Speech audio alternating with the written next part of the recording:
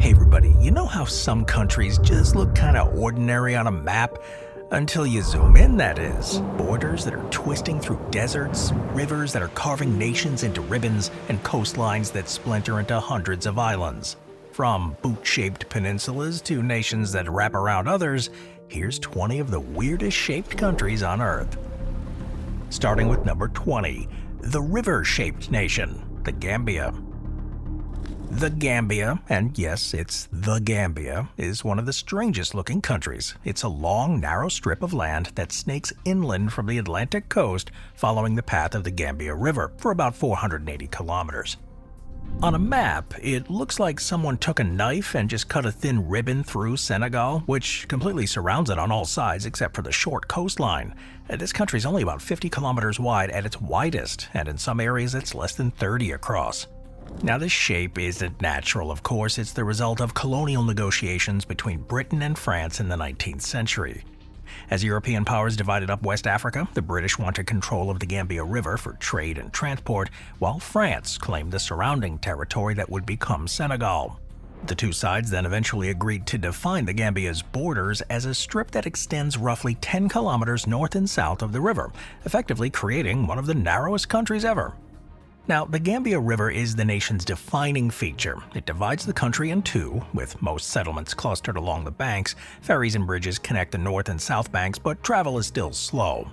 Despite the odd shape too, the Gambia is densely populated with more than 2 million people living within this narrow boundary. The capital, Banjul, sits on St. Mary's Island near the river's mouth.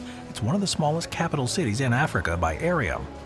With so much of the population stretched along the river, development has followed a linear pattern. Roads and towns form a chain from the coast to the interior, and this geography can make the nationwide communication and transportation systems more difficult than it might seem for a country of its size. But the Gambia's strange shape tells a clear story of how colonial boundaries, often drawn with little regard to practicality, can define a nation for centuries. It is a country that exists almost entirely because of a river, and still lives by it today. Number 19. The world's longest, thinnest country, Chile. Chile is one of the most geographically unusual nations. It's a country so long and narrow that it stretches nearly half the entire length of South America. From north to south, it runs about 4,300 kilometers. It's roughly the distance from Norway to Nigeria, but its average width is only about 177 kilometers. On some maps, it looks less like a country and more like a strip of coastline that hangs off the edge of the continent. Now, the reason for this shape is, of course, its geography and its history. The Andes Mountains form its eastern boundary, which creates a natural wall that separates it from Argentina. To the west is the Pacific, and this narrow corridor of land was the result of both geography and colonial politics. During Spanish colonization, Chile's settlers were confined between mountains and sea, expanding southward over centuries rather than eastward, and when Chile eventually gained independence, it kept that long, thin form. And the result is one of the most diverse nations on the planet. In the far north is the Atacama Desert, the driest non-polar desert in the world. And moving south, the landscape sort of transitions into valleys, vineyards, lakes, and forests before reaching Patagonia and the subpolar regions, where fjords and glaciers dominate.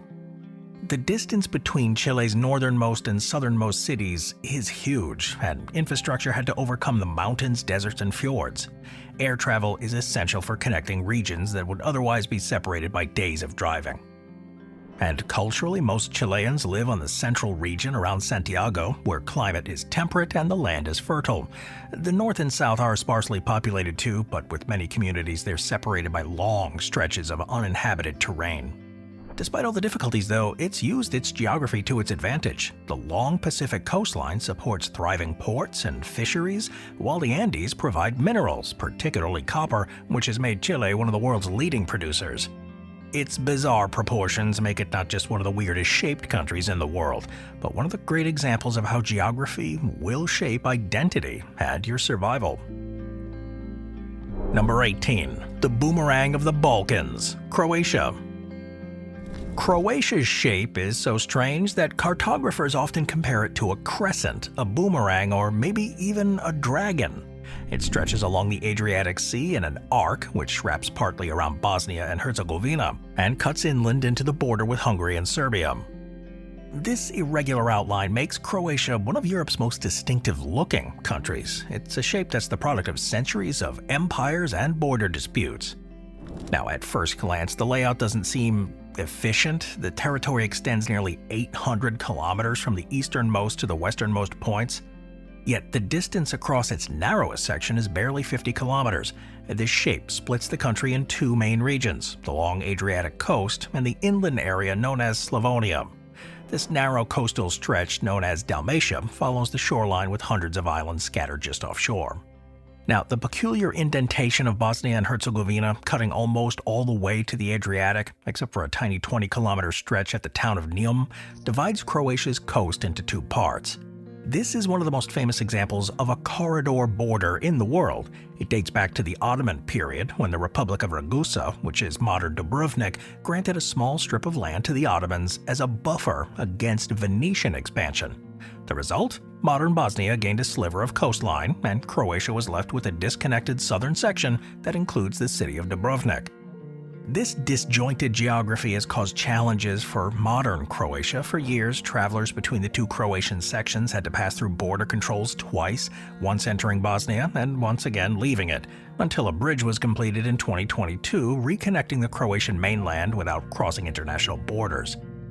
But despite all the awkward borders, Croatia's geography is one of its greatest assets. It's got a long coastline that's dotted with more than 1,200 islands, and it's made it a tourism powerhouse in the area.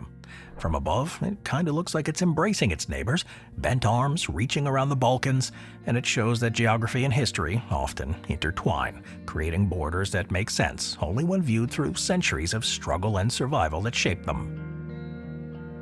Number 17. The country with a handle, Namibia. Namibia's borders are mostly simple and geometric. These are straight lines that reflect the colonial era's habit of drawing maps with rulers, but one section stands out, the Caprivi Strip. It's a long, narrow finger of land that stretches eastward from northern Namibia towards Zambia, Botswana, and Zimbabwe. On a map, it looks like the country has a strange handle or tail attached to its top right corner. Now, this Caprivi Strip is one of Africa's oldest territorial extensions. It was created in 1890 by the Heligoland and Zanzibar Treaty between Germany and Britain, which divided up territories in southern Africa. At the time, Namibia was a German colony known as German Southwest Africa. Germany wanted access to the Zambezi River, hoping it could use the trade route to the Indian Ocean. To make that possible, the British ceded this narrow strip of land, roughly 450 kilometers long and as little as 30 kilometers wide, to Germany. The plan didn't work. The Zambezi turned out to be unnavigable due to Victoria Falls just downstream. So Germany gained a useless corridor that has since become one of the strangest geographic features in Africa. And when Namibia gained independence from South Africa in 1990, it inherited the same borders, and the Caprivi Strip stayed. Today, the strip remains part of Namibia's Zambezi region, and it's unlike the rest of the country. While most of Namibia is desert and arid savanna, the Caprivi Strip is lush and tropical. However, the area's proximity to several borders has made it a strategic and sometimes unstable region. In the late 1990s and early 2000s, there was a short-lived separatist movement calling for independence from Namibia, though it was quickly suppressed. Economically, the Strip has limited infrastructure, but it is a growing center for tourism. The Okavango and Zambezi rivers give this thin slice of land an entirely different character from the deserts that dominate most of Namibia. From above, Namibia's handle is instantly recognizable on any map of Africa. It's like a curious remnant of colonial cartography. The Strip is a reminder that the world's weirdest country shapes often have very human stories behind them. They're not written by nature, but by negotiation. Number 16. The boot of Europe, Italy. Of course Italy is on this list. It's one of the most recognizable shapes of any country on the planet. It looks unmistakably like a boot kicking a ball. That ball, in this case, is the island of Sicily, and the boot is the Italian peninsula that extends into the Mediterranean Sea. Even on a child's globe, Italy's outline is easy to spot, and its shape has become part of its national identity. This famous form comes from the Apennine Mountains, which run down the peninsula like a spine, flanked by the Tyrrhenian Sea to the west and the Adriatic to the east. The country's outline is narrows and curves towards the south, which creates the heel of the boot in the region of Puglia and the toe in Calabria. The long, narrow peninsula is then complemented by two major islands, Sicily and Sardinia, and several smaller ones, giving Italy one of Europe's longest coastlines. Now, geologically, the peninsula is at the collision point of the Eurasian and the African plates, which is why it has active volcanoes like Mount Vesuvius near Naples, Mount Etna in Sicily, and Stromboli in the Aeolian Islands. These mountain ranges and the curvature of the land has helped define Italy's distinctive contours over millions of years. So historically, this shape has influenced everything from politics to culture. The boot separated regions for centuries, resulting in many independent states and kingdoms before Italy was unified in the 19th century. Even today, regional differences between the industrial north and the rural center and the agricultural south reflect geography that once kept these areas apart. Italy's borders, too, also give it some unusual political features. Two independent microstates, San Marino and Vatican City, are entirely enclosed within it. This makes Italy the only country in the world to completely surround two other sovereign nations. The boot of Europe, it may be an easy geographic symbol, but it is also a reflection of Italy and their history. Its strange, elegant outline is a story that's written in stone and culture. It's a peninsula whose shape has become as iconic as the art and architecture it produced. Number 15. The Fractured Peninsula and its Sea of Islands, Denmark. Now, Denmark's shape looks deceptively simple on a map. It's just a small peninsula north of Germany, but a closer look reveals one of the most fragmented and irregular outlines in Europe. The country is composed of the Jutland Peninsula and more than 400 named islands, about 70 of which are inhabited. It's a nation not defined by a single landmass, but by water, rivers, inlets, and seas that weave through it like threads. The Jutland Peninsula, yes, I'm saying that for my Dutch friends, it's not Jutland, it's Jutland. It forms the mainland stretching north between the North Sea and the Baltic Sea. But much of Denmark's population lives on the islands, especially Zealand, where the capital city, Copenhagen, is located. The country's shape was largely determined by glacial activity during the last ice age. Retreating ice carved deep fjords and rolling hills across Jutland, while the melting left hundreds of low-lying islands in shallow waters. The result is a coastline that, if it was stretched out, it would measure nearly 7,300 kilometers long. That's long for a country smaller than Scotland. During the Viking Age, its irregular coastlines and many harbors gave rise to one of the most powerful naval cultures in medieval Europe. Centuries later, Denmark's maritime position continued to define it, controlling both sides of the Øresund Strait, the narrow passage linking the North Sea and the Baltic. This control brought wealth from trade tolls and helped establish Copenhagen as a regional power center. Modern Denmark, though, has adapted to this geography in a model of connectivity. Gigantic bridges like the Great Belt Bridge and the Øresund Bridge link major islands that even connect Denmark to Sweden. Artificial tunnels and causeways all stitch together what was once a maze of waterways, turning the fragmented land into a modern network. Politically speaking, too, Denmark retains control of two distant territories, Greenland and the Faroe Islands, extending its national shape way beyond Europe.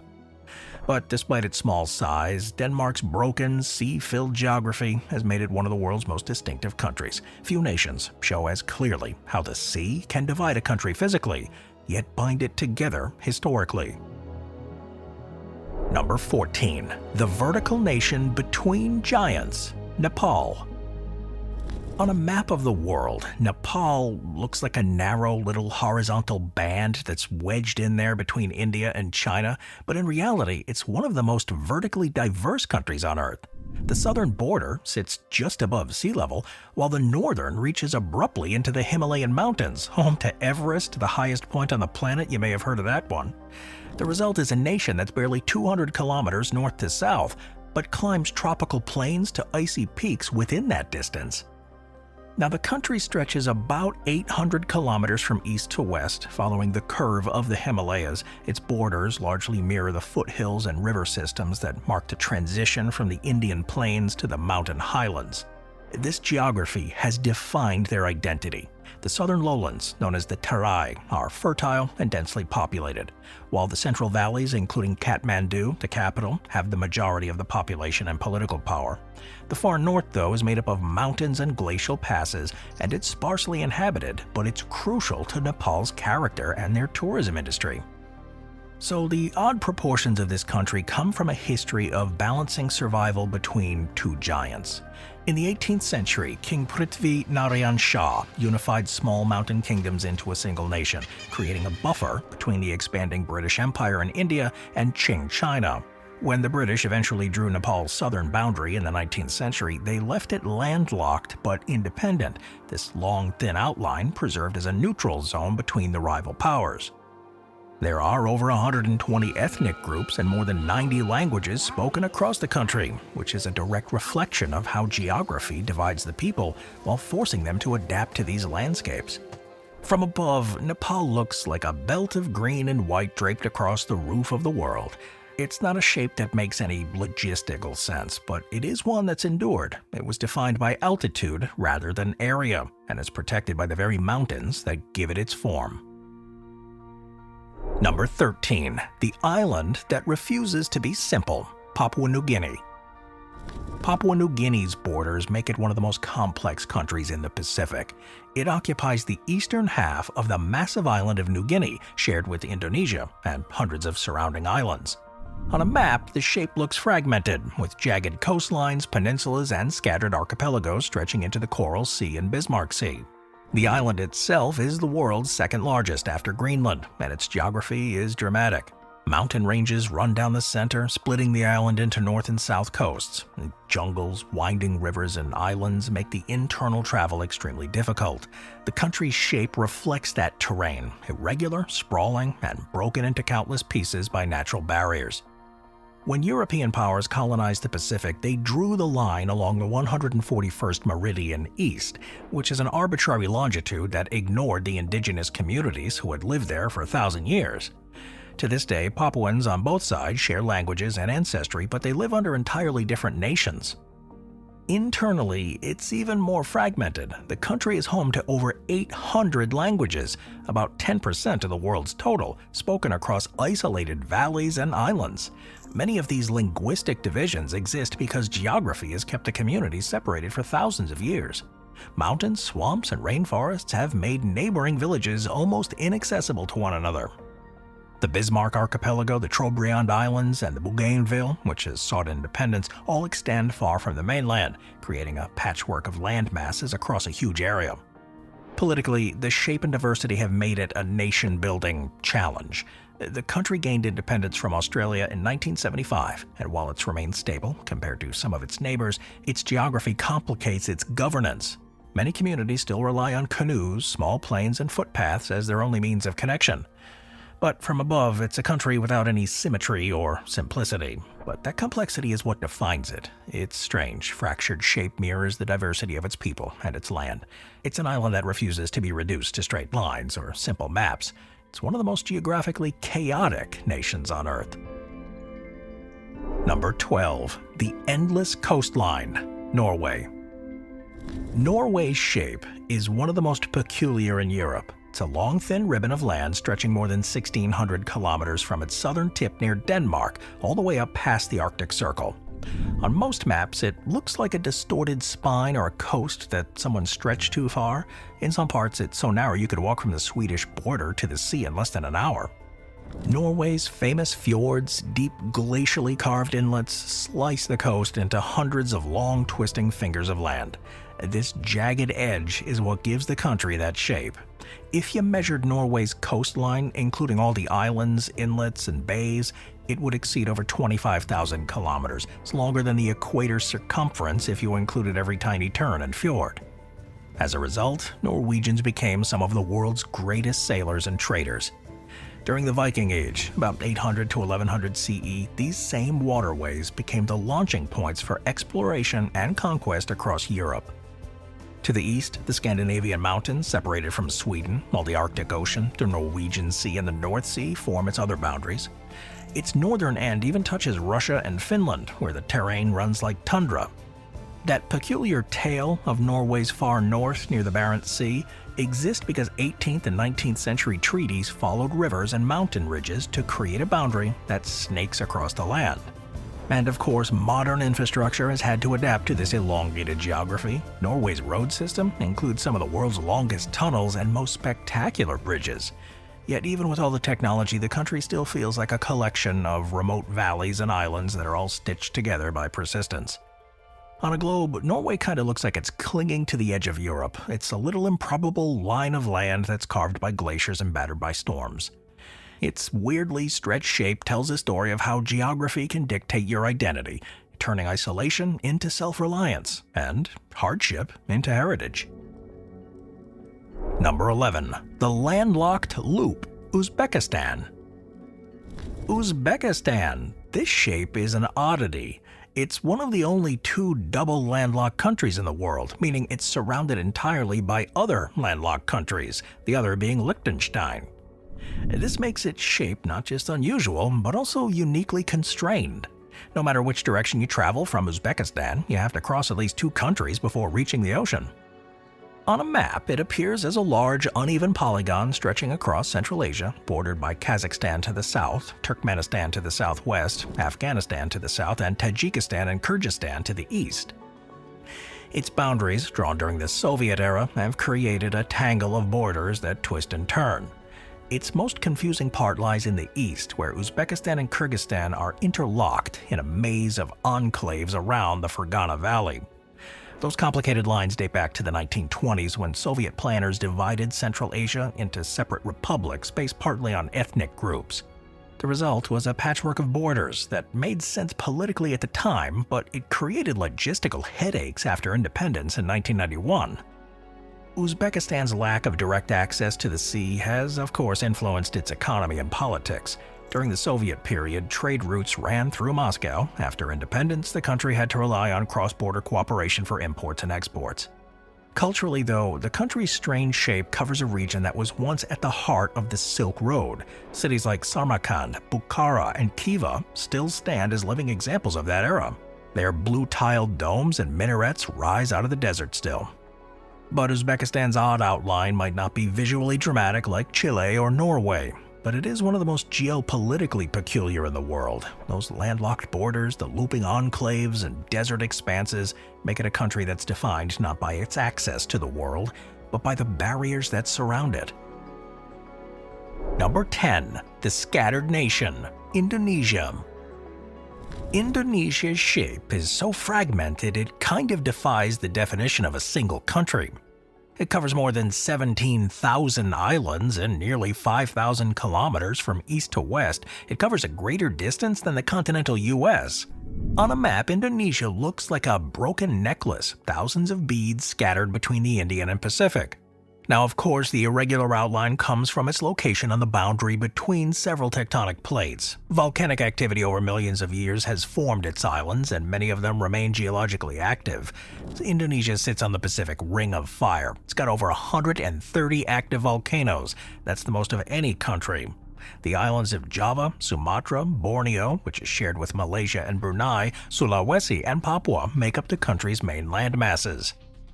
For centuries, its island was home to independent kingdoms and trading ports, connected more by sea than by land. When the Dutch arrived in the 17th century, they united these scattered territories under the Dutch East Indies, using maritime routes to maintain its control. When Indonesia gained independence in 1949, it inherited those same scattered borders. Now, this whole archipelago makes Indonesia difficult to govern. The distance between the western city of Sabang and the easternmost town of Merauke is about 5,100 kilometers. That is roughly the equivalent of the distance between New York and London. That separation has created regional diversity. More than 700 languages are spoken here, and cultures differ dramatically from island to island. But despite all that, its beauty presents some real challenges. Volcanic eruptions, earthquakes, and tsunamis are frequent here, and managing such a huge and scattered population, now it's over 270 million people, requires one of the most complex systems in the world. This weirdly fragmented shape isn't just a quirk of geography. It is a mirror of the country's identity. It is a single nation held together by thousands of islands, millions of stories, and a sea that connects them all. Number 9. The border maze of the desert, the United Arab Emirates. The UAE, the United Arab Emirates, may seem compact on a map, but its borders tell a much stranger story. Sitting along the Persian Gulf wedged between Saudi Arabia and Oman, the UAE looks almost like a puzzle, an irregular patchwork of territory dotted with enclaves, exclaves, and awkward lines that zigzag across the desert. Now, the reason for this goes back to the early 20th century, when tribal boundaries, British treaties, and rival claims were drawn into a single national map. Before unification in 1971, the region was known as the Trucial States, a group of 7 sheikdoms under British protection. When those emirates, Abu Dhabi, Dubai, Sharjah, Ajman, Fujairah, Al Quwain, and Ras Al Khaimah joined to form the UAE, their historical identities were kept intact rather than merged. The most confusing example is the border between Oman and the UAE. Oman actually has an exclave called Musandam, which juts into the Strait of Hormuz and is completely separated from the rest of Oman by UAE territory. Within Musandam itself are small pockets of UAE land, creating one of the world's most intricate border arrangements. There's also the Omani exclave of Madha, surrounded entirely by the UAE, which in turn contains a tiny UAE exclave called Nawa, a country within a country within a country. Well, despite all the confusion, the UAE has turned this unconventional geography into its advantage. The federated system allows each emirate to maintain local autonomy while sharing national wealth from oil trade. Abu Dhabi is by far the largest emirate, and it contains most of the country's oil reserves and desert interior, while Dubai's smaller area has become a hub for tourism and business. On a political map, though, the UAE looks oddly fractured, but that complexity hides an underlying unity. What could have been chaos has become one of the most stable and prosperous regions in the Middle East. It is a modern nation built on an ancient maze of borders. Number 8. The bridge between oceans, Panama. Panama's shape is instantly recognizable on a map, a narrow, twisting S-curve that connects North and South America. It's the thinnest point between the Atlantic and Pacific Oceans anywhere in the Western Hemisphere, and its strange outline has defined its destiny for centuries. At its narrowest point, the Isthmus of Panama is only about 80 kilometers wide. The land doesn't run neatly east to west as many assume. It actually curves sharply, meaning the Pacific lies to the south of the Caribbean Sea, not the west. The country's shape is the result of millions of years of tectonic movement. About 3 million years ago, volcanic activity and the shifting of the Earth's crust closed the gap between the two continents, creating this land bridge we now know as Panama. When Spanish explorers arrived in the 16th century, they immediately recognized its potential as a crossing point for trade between the oceans. By the early 1900s, after decades of failed attempts, the United States completed the Panama Canal, a 77-kilometer engineering marvel that turned the country's slim waistline into one of the most important shipping routes in the world. Today, the canal remains central to their economy. It handles roughly 5% of all global trade. The capital, Panama City, sits on the Pacific side, while Colón guards the Atlantic. The Caribbean coastline is heavily indented with bays and smaller islands, while the Pacific side is straighter but dotted with archipelagos. To the west, the border with Costa Rica is mountainous and irregular. To the east, the Darien Gap, an impenetrable jungle separating Panama from Colombia. The shape of Panama is more than just geographic curiosity. It's a country only a few dozen kilometers wide. It ended up bridging continents and oceans and shaping trade, migration, and even the climate. It shows us that the narrowest places on Earth sometimes have the widest influence. Number 7. The giant that wraps the world, Russia. Russia is so massive that it's difficult to grasp its full shape at a glance. It covers more than 17 million square kilometers. It's about 1/8 of the Earth's land surface. It stretches across 11 time zones from the Baltic Sea in Europe to the Pacific Ocean in Asia. On a flat map, it dominates the northern hemisphere, appearing to wrap around the top of the globe like a crown of land. But it also creates one of the strangest national outlines in existence. The country grew through centuries of expansion, beginning with the Grand Duchy of Moscow in the 15th century, as they absorbed neighboring lands, first across Siberia and later towards the Caucasus and Far East. It acquired a shape that was defined more by empire than natural borders. These borders are wildly irregular. To the west, Russia's European section is compact, but moving eastward, the country balloons into a huge expanse of taiga and tundra. It touches 14 other nations, that's the most of any country in the world, including China, North Korea, Norway, and Poland, through the exclave of Kaliningrad. That exclave alone gives Russia one of its strangest features, a small piece of territory on the Baltic Sea completely separated from the main body of the country by Lithuania and Poland. Russia's shape does also lead to some extremes. It spans every major climate zone except tropical, from subtropical beaches on the Black Sea to frozen Arctic islands north of Siberia. Traveling across Russia is like crossing half of the Earth. The journey from Moscow to Vladivostok by train covers over 9,000 kilometers and takes nearly a week. This immense and irregular shape shows the contradictions of the nation itself. Powerful yet fragmented, ancient yet modern, united by geography but divided by distance. From above, it looks less like a country and more like a continent unto itself. It's a landmass so big its outline has come to define the very concept of East and West. Number 6. The former enclave maze, Bangladesh and India. Few borders in the world have been as tangled or as strange as the one once shared by Bangladesh and India. Before 2015, this region was home to one of the most baffling collections of enclaves ever recorded, tiny patches of one country entirely surrounded by another, some of which even contained counter-enclaves, territories within territories. The most complicated area lay in the northern region of Cooch Behar, where over 160 enclaves existed on both sides of the India-Bangladesh border. These weren't small curiosities either. Some contained entire villages, farms, and schools. A few were so deeply nested that people had to cross 3 international borders just to reach their own nation's mainland. For example, one Indian enclave inside Bangladesh contained a Bangladeshi enclave, which itself contained a smaller Indian enclave. That's the only known example of a third-order enclave in the world. Now, this absurd geography was a colonial legacy. In the 18th century, the Mughal Empire and the Kingdom of Cooch Behar fought over control of this region. It left behind scattered patches of territory under different rulers. When India and East Pakistan, now Bangladesh, gained independence in 1947, this chaotic arrangement persisted, which froze the border into a bizarre puzzle. After decades of negotiation, India and Bangladesh finally resolved an issue that the 2015 Land Boundary Agreement fixed. The two countries exchanged enclaves, giving residents the right to choose citizenship.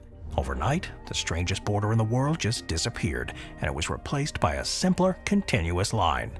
Today, the former enclave regions are now being integrated into their own respective nations, but the story is one of the clearest examples of how borders don't always follow reason.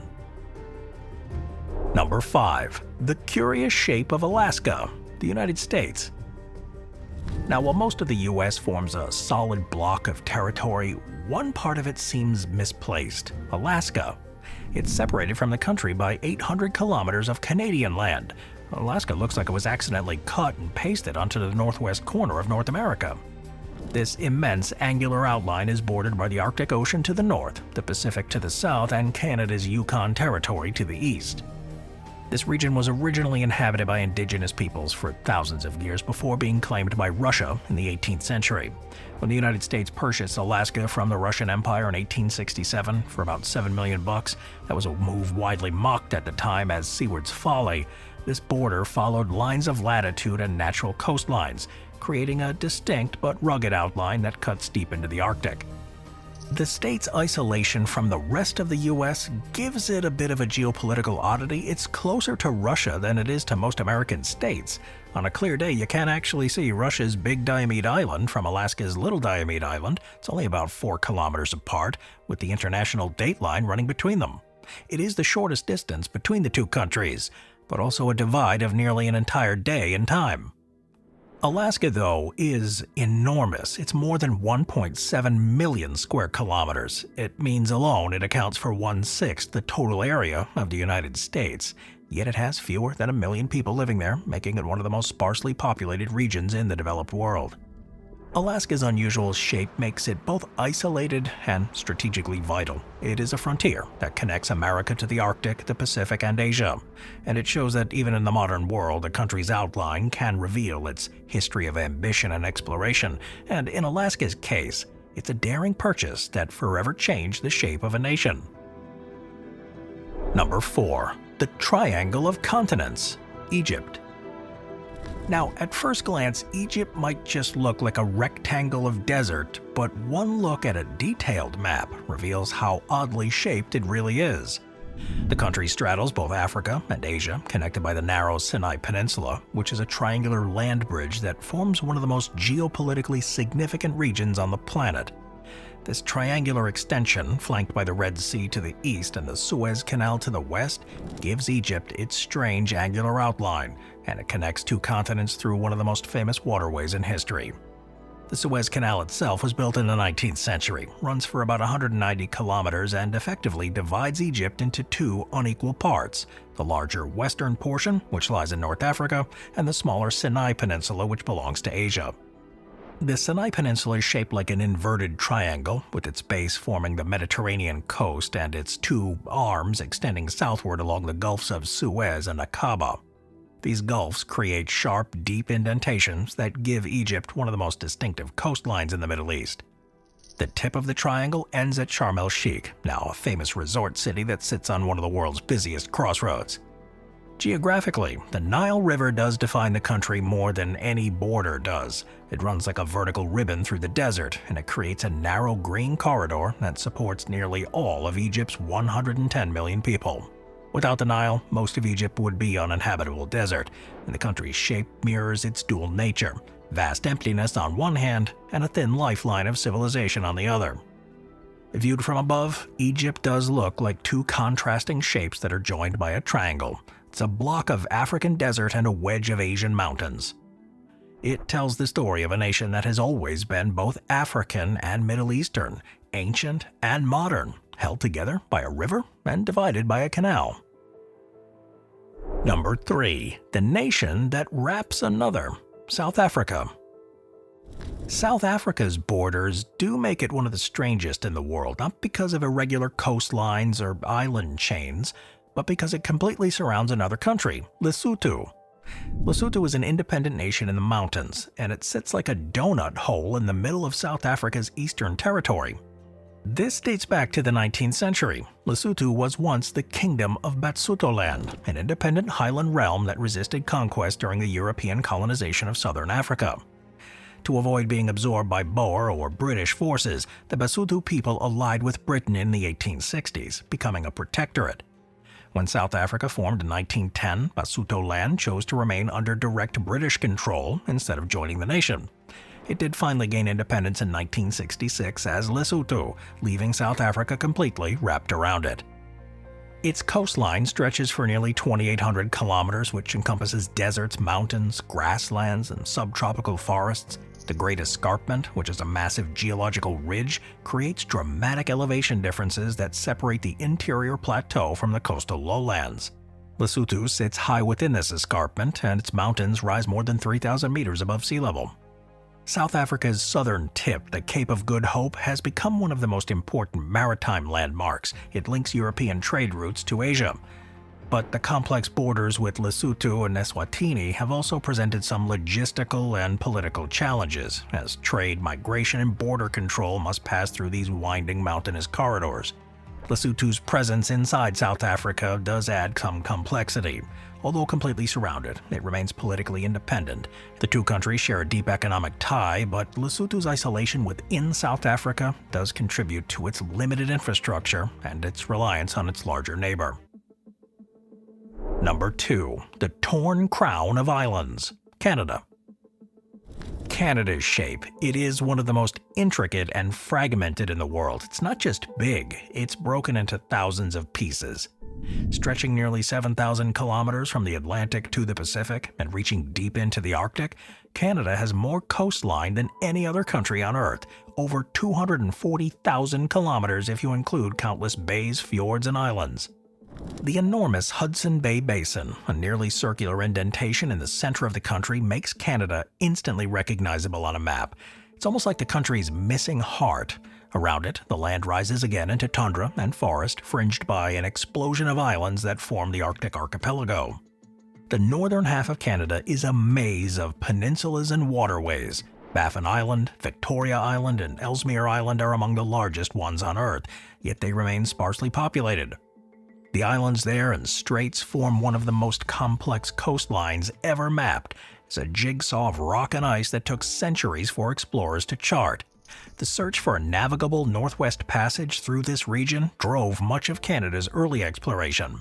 Further south, the country's boundaries become more geometric. The border with the U.S., about 8,800 kilometers long, is the longest international boundary line in the world and features some of the straightest lines ever drawn on a map. The provinces and territories were drawn to reflect colonial claims, natural barriers, and some indigenous territories, producing boundaries that don't always follow geographic logic. The Northern Territories, Yukon, Northwest Territories, and Nunavut make up nearly 40% of the country's area, but contain less than 1% of its population. On a globe, Canada looks like a landmass that's barely holding itself together at the top of the world. The broken, jagged crown of islands tells the stories of glaciers and exploration, a shape that mirrors its extremes of its land and the resilience of its people who call it home. Number 1. The bridge that bends between continents. Turkey. The shape of Turkey is one of the most symbolic in the world. It is a nation that literally bends between two continents. On a map, it looks like an irregular rectangle stretched from the Mediterranean in the west to the mountains of Armenia and Georgia in the east. But what makes it strange is the way that it straddles Europe and Asia, divided not by land, but by water, the Bosphorus, the Sea of Marmara, and the Dardanelles. This narrow corridor of sea divides the country into two unequal parts: Thrace, the small European section in the northwest, and Anatolia, the huge Asian landmass that makes up 90% of Turkey's territory.